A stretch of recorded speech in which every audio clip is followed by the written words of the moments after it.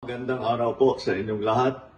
Ito ay isa pang report na aking ibibigay tungkol sa mga investigasyon at kaso sa mga questionable flood control project na ating nakita.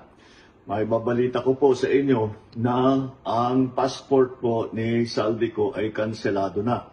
Kaya in-instructionan ko na ang Department of Foreign Affairs, pati ang PNP, na makipag-ugnayan sa ating mga embassy sa iba't ibang bansa para tiyakin na hindi maaring magtago itong ating hinahabol na magtago doon sa kanilang bansa. At kung sakali man ay siya'y pupunta ron, ay i-report sa atin para naman ay maibalik natin siya dito sa Pilipinas.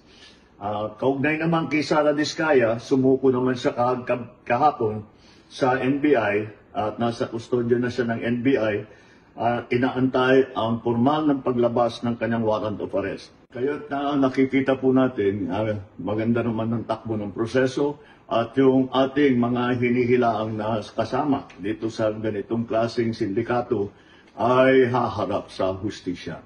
Asahan po ninyo na patuloy pa rin ang ating investigasyon, patuloy pa rin ang ating pagpila ng mga kaso upang tiyakin na ang mga guilty dito sa ganitong klaseng iskandalo ay haharap sa batas at bukod dyan ay maibalik ang ninakaw na pera sa taong bayan. Maraming salamat po. Magandang araw po.